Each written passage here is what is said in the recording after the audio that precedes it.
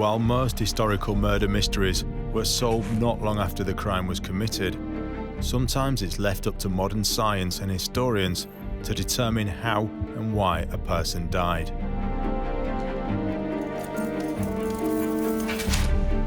In this series, we'll look at some of the great unsolved deaths of the past, bringing to life the many theories surrounding them and piecing together the evidence. Hundreds of years may have passed since these events took place, but with the help of forensics, criminologists and specialist experts, we'll attempt to solve these medieval murder mysteries. According to the official line, he died in a drunken brawl. A perfectly acceptable story is that they were smothered. And so died King Edward II. Murder. And legend has it that Prince Arthur died of the shock of castration. It's a possibility, but on the other hand, it's a most unreliable way of killing somebody.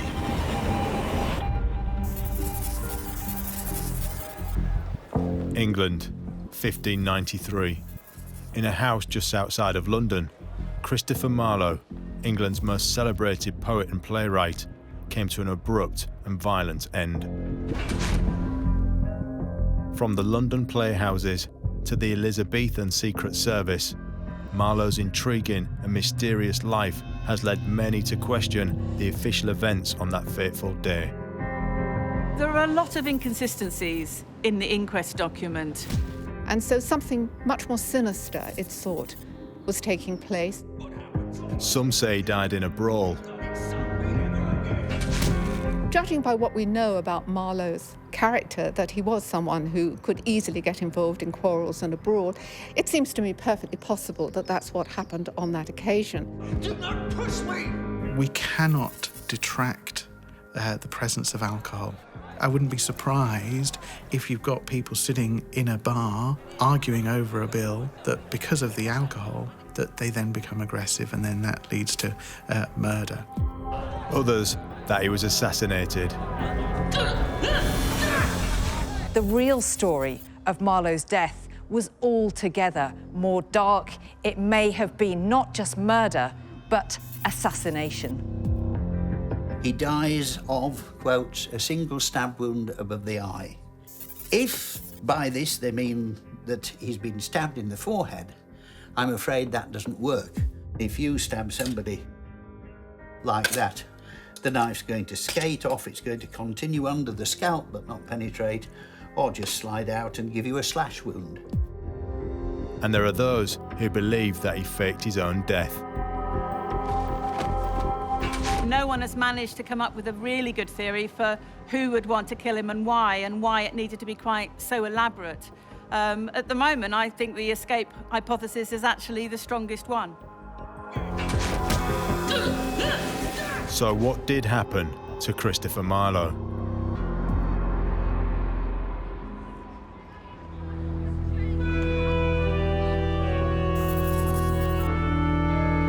Canterbury, the birthplace of Christopher Marlowe, has a long theatrical tradition. As a young boy, Marlowe would have seen the local actors perform in religious plays around the streets and courtyards of the town. Marlowe was born 6 years into the reign of Queen Elizabeth I, in a period known as the English Renaissance, where art, literature and the theatre were all experiencing a great revival. Philippe Lecamp is a local historian and resident of Canterbury. Now, this is one of the last physical links there is with Christopher Marlowe. This is called St. George's Tower and is all that's left of a Norman church called St. George's, where he was actually baptized. And we don't know when he was born, because there's no records, but we know it must have been only a few days before the 24th of February, because in those days, people baptized their children very quickly because they might not survive. As a poet, playwright, and creator of English blank verse, Christopher Marlowe was at the forefront of the Elizabethan dramatic Renaissance, an impressive rise for someone who came from relatively modest origins. He was the son of a shoemaker, so he came from very humble beginnings. Clearly, from an early age, he was recognised as a scholar. He had a great aptitude for learning and won a scholarship to the King's School when he was 14. Marlowe became a King's Scholar, one of 50 boys considered too poor to pay for their education, but endowed with great minds. While at the King's School, he studied Latin, religion, and learned about the arts. And he did so well there that he was awarded a scholarship to Corpus Christi College in Cambridge at an early age of 16. Although he was best known for being a poet and playwright, there was another less public side to his life, the murky world of Elizabethan espionage. Christopher Marlowe was a great poet and a great playwright. He was also a translator of Latin into English, and he may have been a government spy. When he was up at university, there are some myths about what he did and about some absences that he had from the college. In those days, you signified your presence in the college by your equivalent of the mess bill. In other words, the food you bought from the larder. And there are several absences over his 6.5 years at the college where there was no food purchased at all, which means he wasn't there. And some of these absences were 6 or 7 months. And this is something that fed the myth, or perhaps not a myth, that he was serving his queen. Sir Francis Walsingham was the spy master, Marlowe was one of his boys, and that he was disappearing off into the Low Countries to foment, possibly, insurrection over there. As head of England's Secret Service, Sir Francis Walsingham was a key figure in the English government, in charge of ensuring the safety of his queen and country. Immediately after leaving Cambridge, he was in London, and we know that he had his first big hit that year with the play called Tamburlaine. It was extraordinarily successful, and he then followed it with other successful plays, Dr. Faustus, Edward II, The Jew of Malta. All of this time, we don't know what he was doing in terms of spying, because if he was going to be a successful intelligence agent, clearly it needed to be secretive. But in January of 1592, he was arrested in the Netherlands in what looks like some fairly dodgy business. He was arrested for counterfeiting coins, which was a potentially treasonous offence. But when he was sent back to Lord Burleigh, who was very probably his boss, of course, he wasn't put into prison. Nothing happened to him. So we think he was actually on government business, and he was trying to infiltrate a plot against the Queen's life. Lord Burleigh was chief advisor to Queen Elizabeth I and one of the most powerful men in England. Along with Sir Francis Walsingham, he ran England's large network of spies throughout Europe. Marlowe himself was a little bit of a feisty individual, and he had 2 or 3 occasions when he would have been hung up in the courts for what we would call today common assault. He was obviously a man who was pretty much a genius, I think. I mean, judging by the blank verse that he wrote in his plays and the characterization and plotting of the plays. He was also something, I think, of a brawler. What we do know about him shows him in unsavory company, and it also shows that he was guilty of a couple of breaches of the peace. It's said that he was an atheist, but some of the evidence for that has been challenged. It's also said that he was a homosexual, but that's based on a misunderstanding of homosexuality and homoeroticism of the 16th century, so we can't be certain of that either. Marlowe lived in an age when England was experiencing rising tensions between Protestants and Catholics, and it wasn't long before he got caught up in the religious conflict of the times. Things started to go wrong for Marlowe in the beginning of May 1593. Somebody posted a poem up on the wall of a Dutch church in London, It was a poem in blank verse, which was Marlowe's recognised style. It mentioned 3 of his plays. It was signed Tamburlaine, was the name of his most famous protagonist. And it was advocating violence against immigrants. During the Elizabethan period, Protestant refugees from across Europe were routinely subjected to persecution and threats, often in the form of written pamphlets called libels.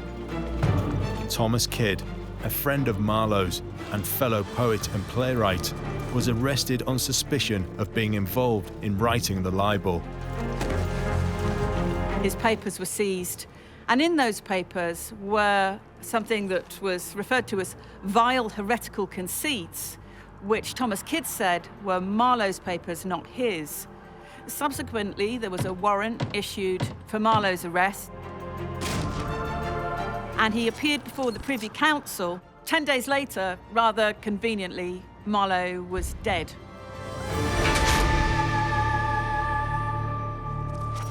The official account of Marlowe's death states that he died from a single stab wound, which his killer claimed to have inflicted in self-defense.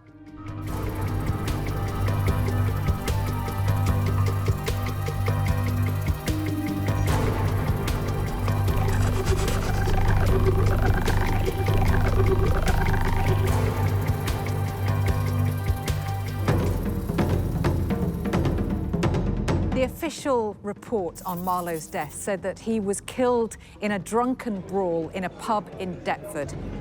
The coroner's reports say that he went to a house in Deptford at 10 o'clock in the morning, and there he met some friends, and all was well until after supper. They discussed the bill, or the reckoning as it was called, and that there was a quarrel over the amount, and that he grabbed hold of a dagger, and in self-defense, one of his companions, a man called Frazier, killed him.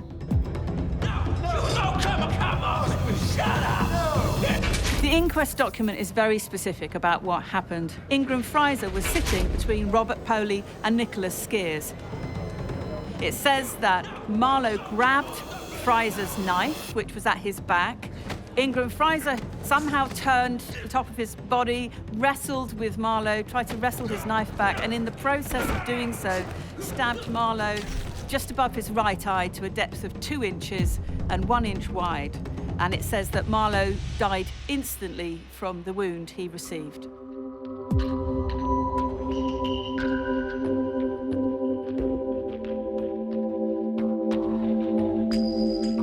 On the surface, it seems to be a plausible story. But after reviewing the evidence, what would a modern-day barrister, pathologist, and criminal psychologist make of Marlowe's death? From royal tribunals to international murder cases, barrister Andrew Rose has both defended and prosecuted at numerous criminal trials over his career. Looking at the evidence as it stands, it would seem perfectly possible that Marlowe was killed in the course of a brawl. Would you mind if there's ever been a scene on the London stage? We don't know how much each individual had to drink. They all seem to be rather strong characters, and these were rumbustious times. So it doesn't seem to be wholly implausible that there wasn't a defence of self-defence available to Fraser, which was accepted by the jury of the day. But could something as small as a disagreement over the bill really escalate into a killing? There are 2 reasons why going out for a drink and a simple thing in terms of paying a bill might escalate into violence and murder. We cannot detract the presence of alcohol. We know that alcohol lowers inhibitions, can in some people increase aggression, and so therefore even the smallest thing, for example, bumping into somebody and spilling their pint, can result in a fight, in aggression. And so therefore I wouldn't be surprised if you've got people sitting in a bar arguing over a bill that because of the alcohol that they then become aggressive, and then that leads to murder. During the inquest, Ingram Fraser entered a plea of self-defense, should we simply accept his account that Marlowe's death was not premeditated? Is the murder intentional? That's another question. It might be an accidental murder because of the aggression, because of the fight. If it's intentional, then we need to look at something else that's going on, that it's not necessarily just the alcohol. One of the biggest obstacles in finding out what really happened is the lack of impartial witnesses. The first task is to assess exactly what happened, which is probably very difficult to do. The amount of material available is going to be limited. A lot of it seems to derive from the coroner's report, and coroners in those days were appointed by the Crown. They were answerable to the Crown, and they would be likely to behave in a way which would not cause any problems with the Crown. Since the killing was deemed to have taken place within a 12-mile vicinity of the monarch, the inquest was conducted by William Danby, the Queen's coroner. But in the Elizabethan period, Deptford was part of the English county of Kent, and by law, a Kent county coroner should have been present. Danby, however, conducted the inquest on his own.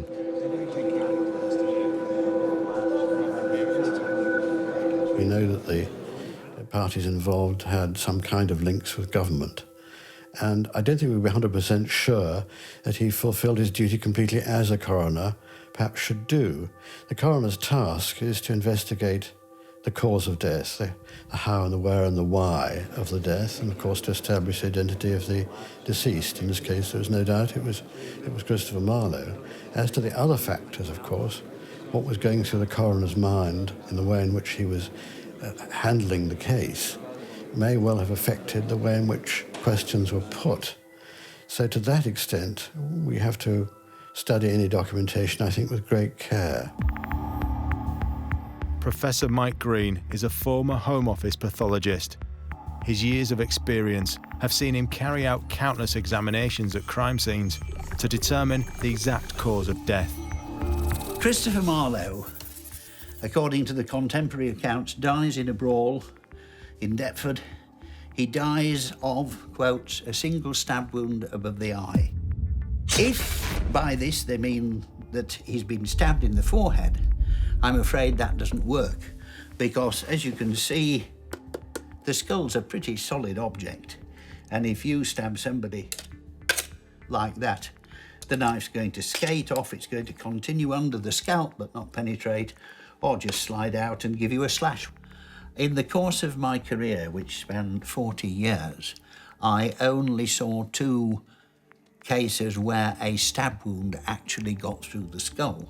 And they both got through the skull, round the side here, the temporal region, where the bone is very thin. But if we look at an alternative scenario and assume that the description wasn't entirely accurate, and he's been stabbed above the right eye, but into the orbit, we've got a different story.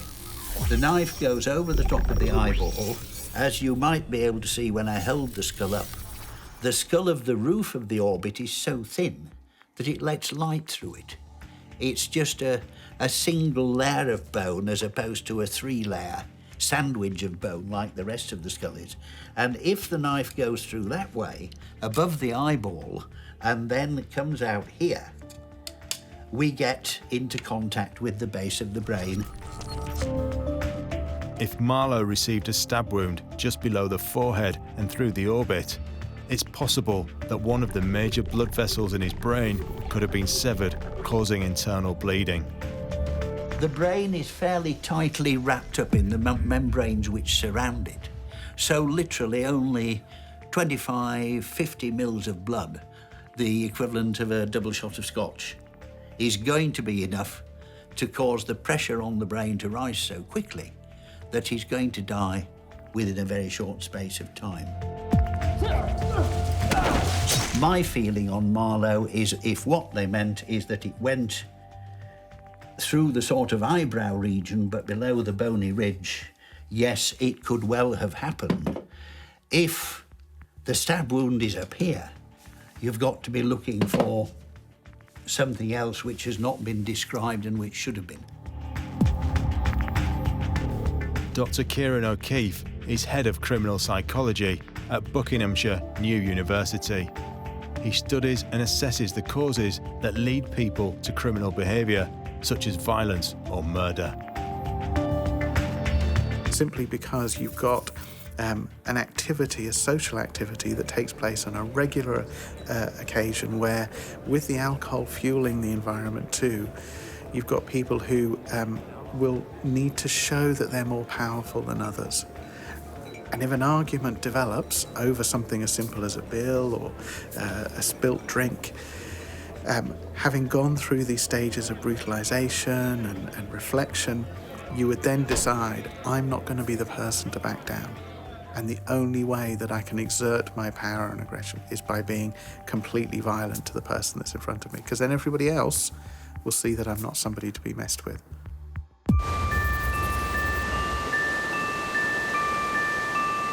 But for what reason had Marlowe come to Deptford?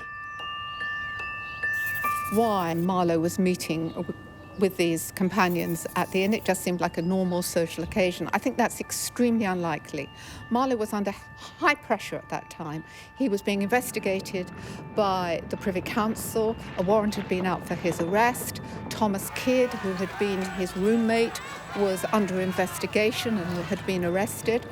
I think it's highly unlikely that he went out for a drink with the boys at that particular time. Something was definitely going on, and whatever was going on was hushed up. There are a lot of inconsistencies. As soon as the inquest document was found, which was in 1925, a doctor said that it was impossible that Marlowe would have died instantly from the kind of wound that he was given. The other problem with the inquest document is that it rests on the testimony of 3 professional liars. All 3 men had questionable backgrounds. Both Nicholas Skeers and Robert Pooley were employed by the government as secret agents, while Ingram Fraser had a reputation as a confidence trickster and was known to have swindled wealthy gentlemen out of money. Robert Pooley was a consummate liar. He's down in the history books of that time. William Camden, the Tudor chronicler, called him a very expert dissembler. We even have a letter from Robert Pooley saying, I would swear and forswear myself rather than I would do myself any harm. He's essentially saying there that he would lie to the Lord Treasurer, Lord Burleigh, rather than get himself into trouble. It seems plausible that Marlowe could have died in a brawl, but with many unanswered questions and the involvement of shadowy Elizabethan figures, it's easy to see how alternative theories might have arisen. Theories such as faking his own death.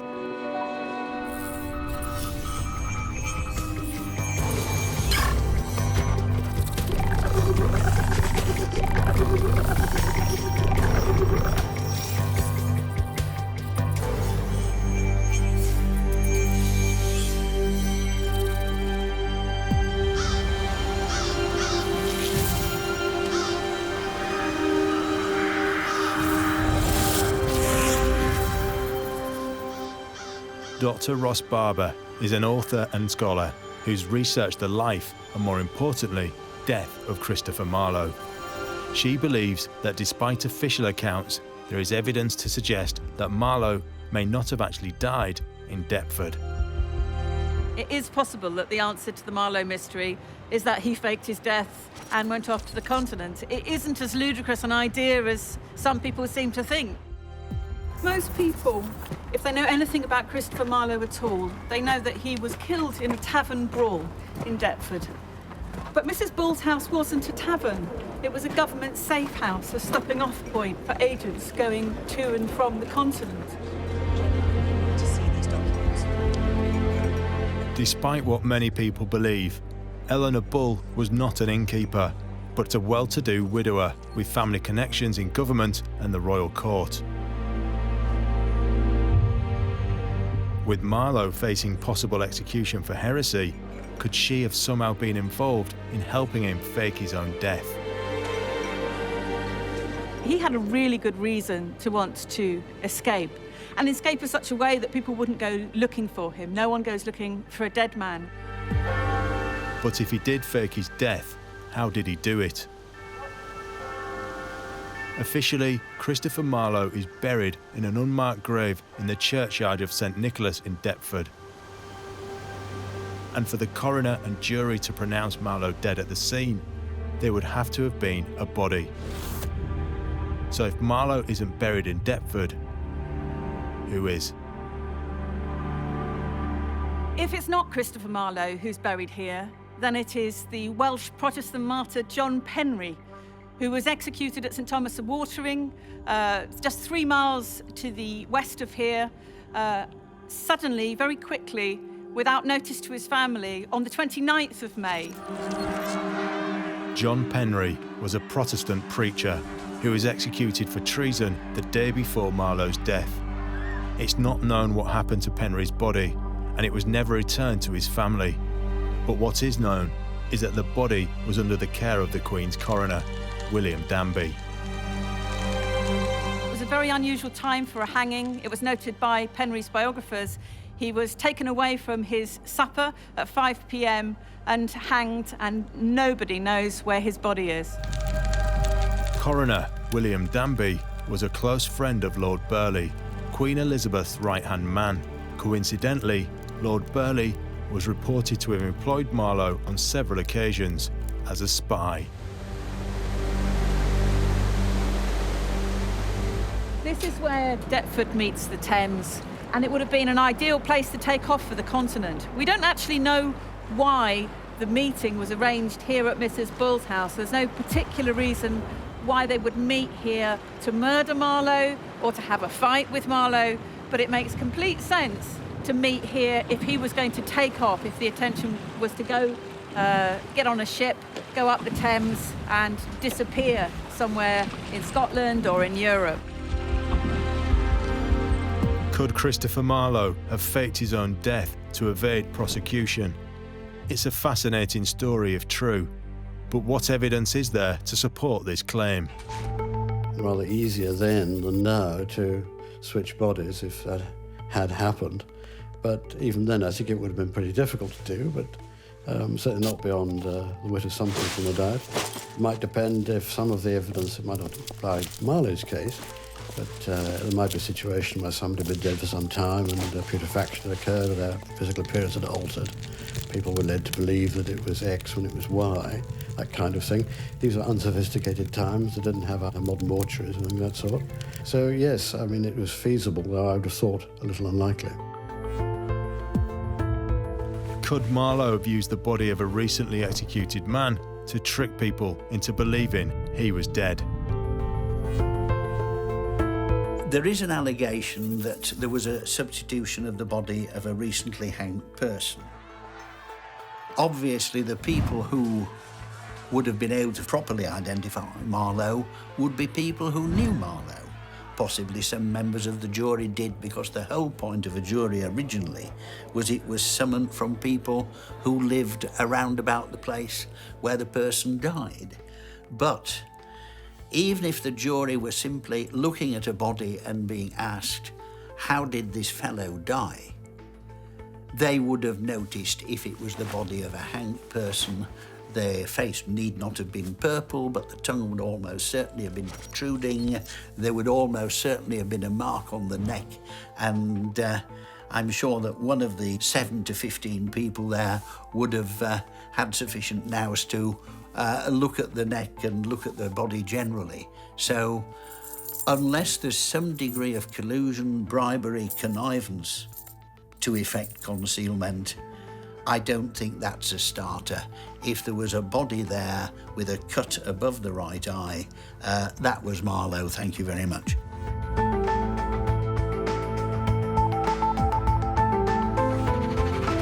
I think the process of identifying a body in Marlowe's time would be very similar to the process today. Obviously, it would be on the part of those people who knew Marlowe, and they would be called forward to say that the body that they saw was the person that they knew. And of course, they could be asked about how well they knew him, if they only had a fleeting glimpse, or whether they were good friends or family, or something of that sort. But evidentially, I would think the position is very much the same today.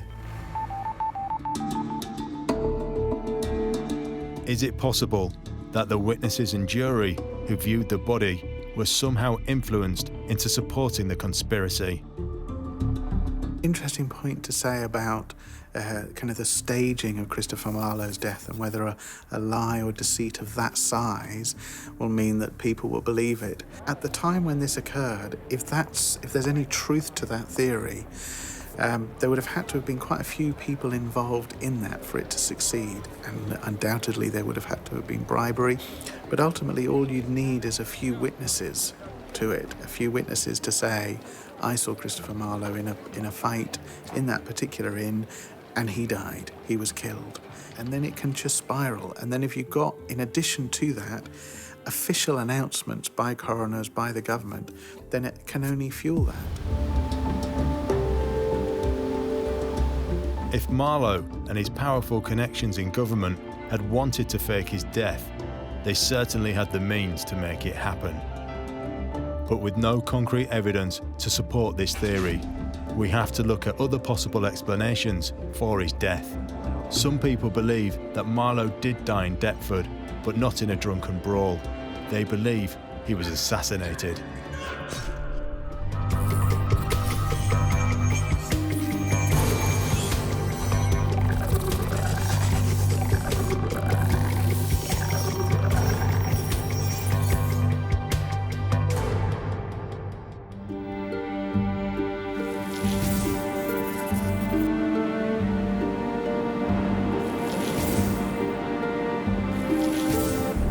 Tracy Borman is a historian and the joint chief curator of historic royal palaces.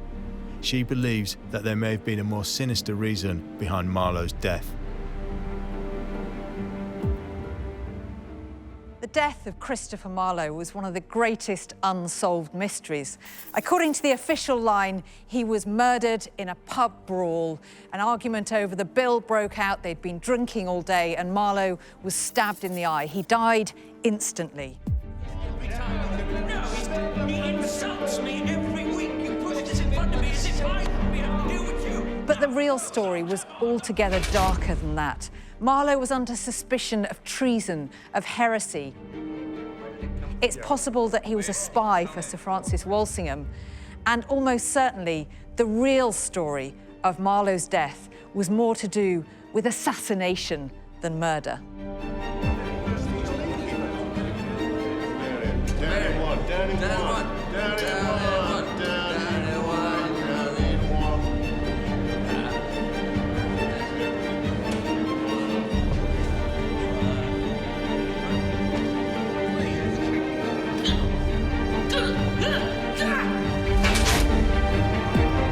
But if Marlowe was assassinated, who ordered it and why?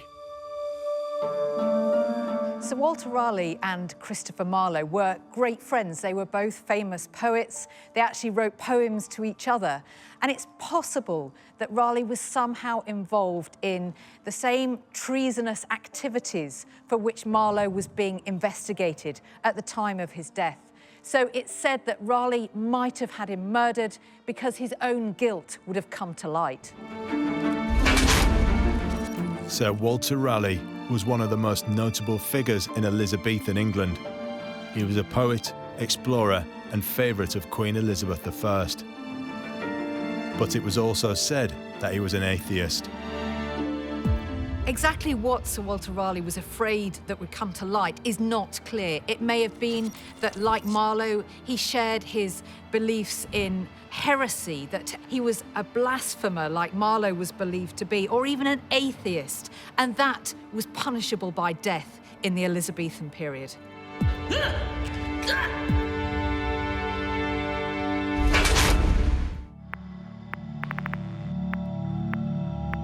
In 1592, Raleigh was accused of being the leader of a group known as the School of Atheism.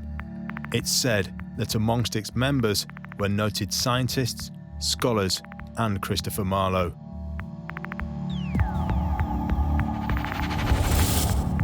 Could Marlowe have been killed on the orders of Sir Walter Raleigh, so his own heresy would not be exposed? The situation which occurred in Marlowe's case, where there's a suspicion that witnesses were robbed out, it does strike a chord in modern times. We've only got to think of the Cray brothers and their activities in the 60s. people of that sort, there's always been a temptation to make away with witnesses who might cause you harm. But without any evidence, how could it be proven that Raleigh was behind Marlowe's murder? One of the ways of assessing these matters is to look and to use the old expression cui bono, to whom the benefit. Who is the person who is most likely to benefit from a crime of this sort? And in an investigation, that's usually the first port of call, to assess what had happened and to put somebody in the dock, if possible. If Marlowe did have evidence that Sir Walter Raleigh was a heretic, then Raleigh would have had good cause to be worried when Marlowe was arrested. Under torture, Marlowe could have revealed secrets leading to his own arrest, but there is no solid evidence that Raleigh had any involvement in Marlowe's death.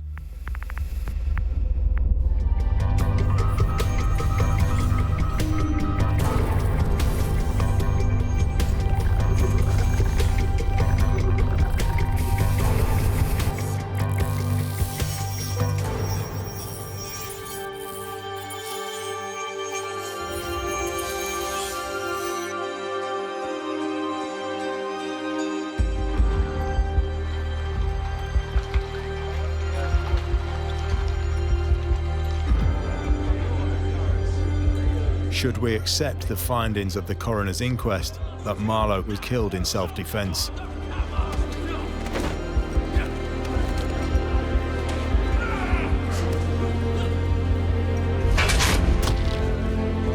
Could there be any truth to the story that he was assassinated on the orders of Sir Walter Raleigh?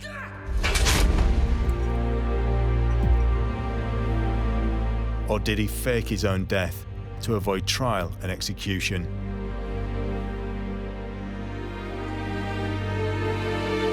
Is it possible that the vague details recorded on the coroner's inquest have led people to misinterpret the location of the stab wound?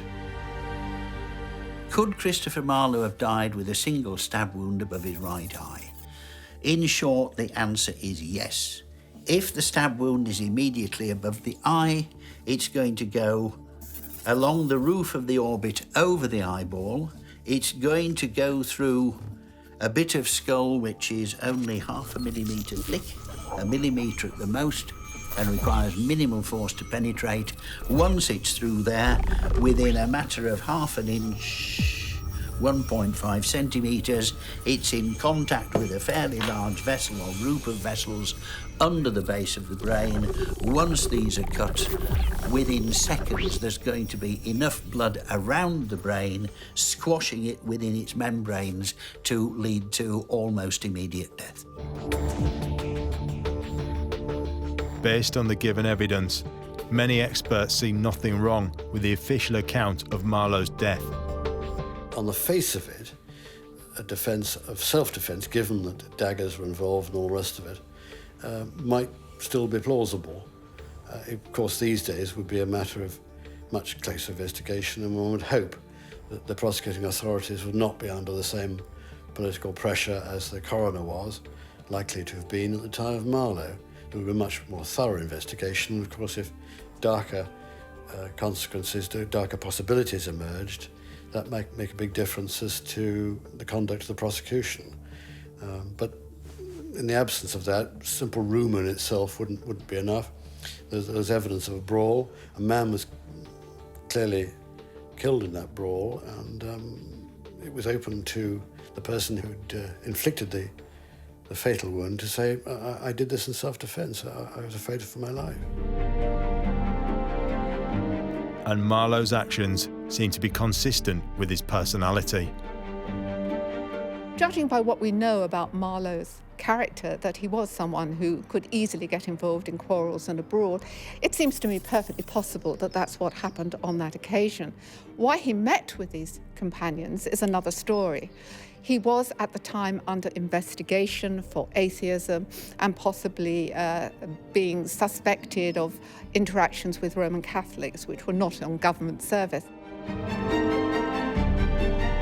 So it's quite possible that he was meeting them with something related to that kind of accusation, possibly to carry out government business. But I don't think some of the conspiracy theories that have been put forward hold water.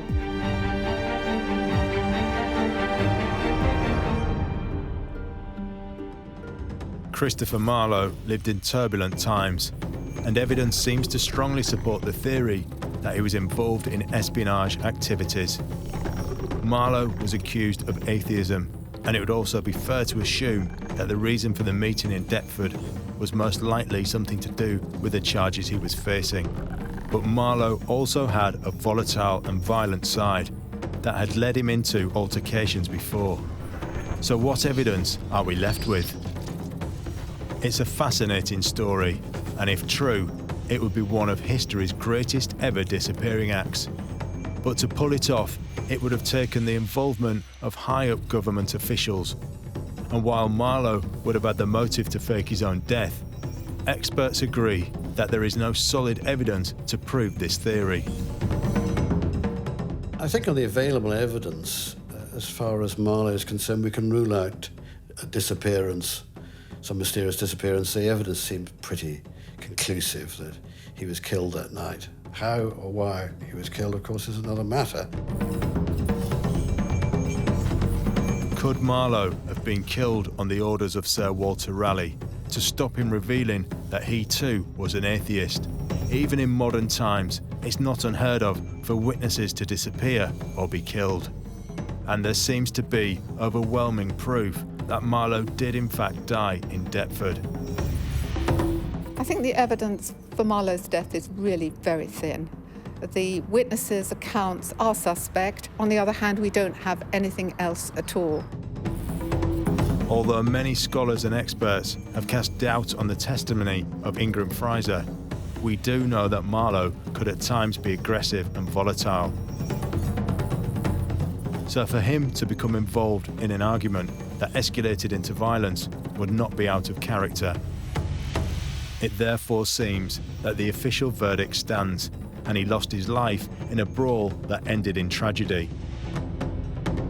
But over 400 years later, there are still many unanswered questions, some of which could only be answered by those present in Deptford on that fateful day.